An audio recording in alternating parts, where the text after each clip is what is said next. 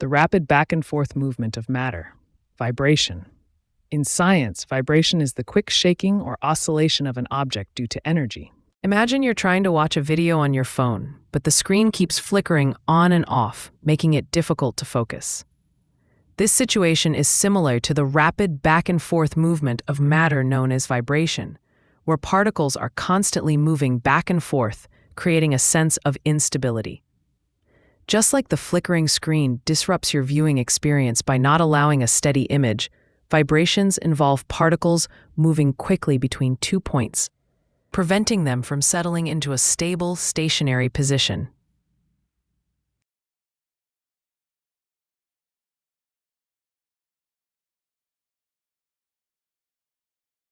The loudness or softness of sound. Sound volume. Sound volume is the measure of how loud or soft a sound is perceived by the human ear, influenced by the sound wave's amplitude. Imagine you're trying to have a conversation with a friend in a crowded cafe. This situation is similar to adjusting the loudness or softness of sound, because just like you have to raise your voice to be heard over the noise, sound must be amplified or softened to be perceived over background noise.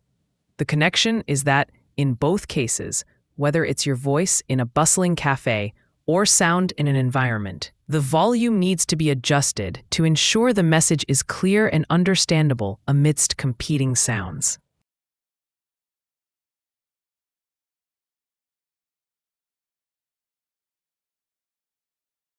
How high or low a sound is, as determined by its frequency.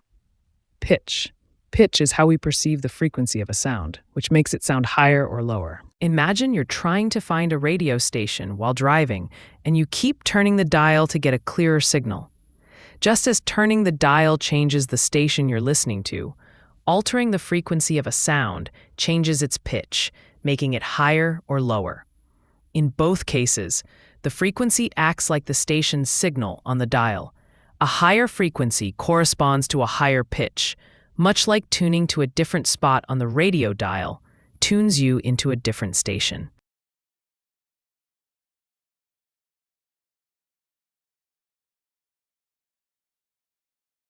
The number of cycles or vibrations per second, measured in hertz. Frequency. It is how often something happens in a specific period of time, like how many waves pass a point in 1 second. Imagine you're sitting in a busy coffee shop trying to hold a conversation with a friend, but the constant chatter around you makes it difficult to focus. This situation is similar to the concept of frequency, because just like the number of conversations happening at once, frequency measures how many cycles or vibrations occur in a second. In this analogy, each voice in the coffee shop represents an individual cycle or vibration, and the more voices there are, the higher the frequency of sound you perceive, just as a higher frequency in hertz means more cycles or vibrations per second.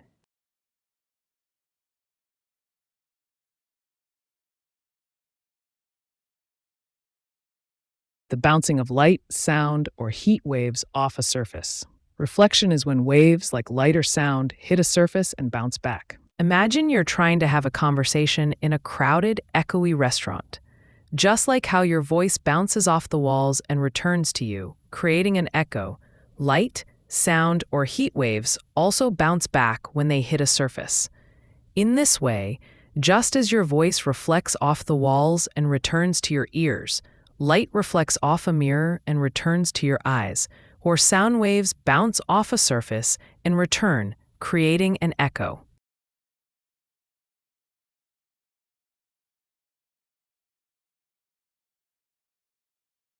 A material that does not let any light pass through.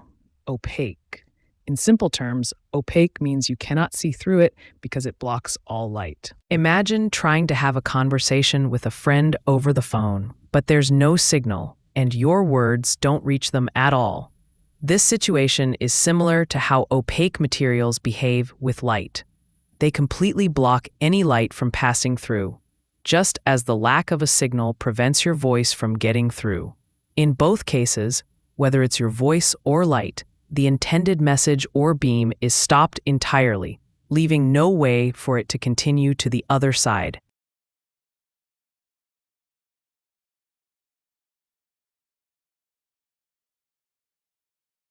Allows some light to pass through but scatters it. Translucent.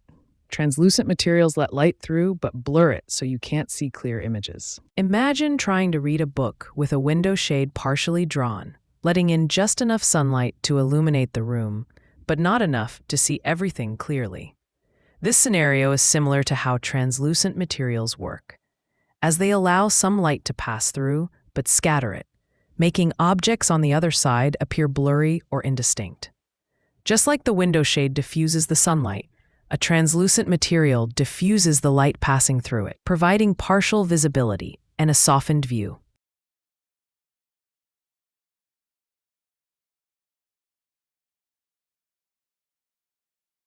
Allows light to pass through. Transparent. In simple terms, transparent means a material that lets light pass through so you can see clearly. Imagine trying to listen to a friend at a busy cafe, where the background noise makes it hard to hear them clearly. This is similar to how light interacts with different materials. Just as your friend's voice needs a clear path to reach your ears, light needs a clear medium to pass through for us to see objects on the other side. In this analogy, a transparent material like glass acts like a quiet room that allows sound or light to travel through without interference, making it easy to perceive what's beyond.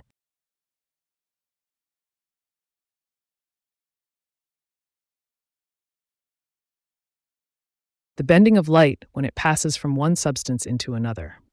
Refraction. Refraction is the change in direction of light as it moves between different materials like air and water. Imagine you're walking through a park and suddenly encounter a muddy path that slows you down and changes the direction you're heading.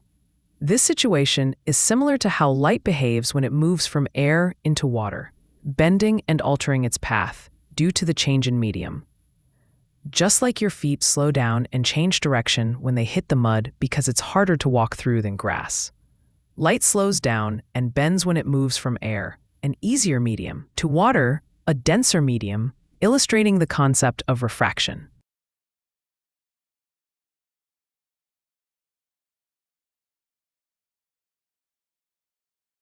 A lens with a center thinner than its edges. Concave lens. A concave lens is a type of lens that spreads out light rays, making objects appear smaller.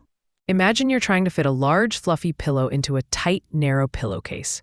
Just like how the pillowcase is thinner in the middle to accommodate and shape the pillow, a concave lens is designed with a center that is thinner than its edges to redirect light. In this analogy, the pillowcase represents the lens, guiding and focusing the pillow, light, by narrowing in the center, which mirrors how a concave lens spreads light rays outward, causing them to diverge.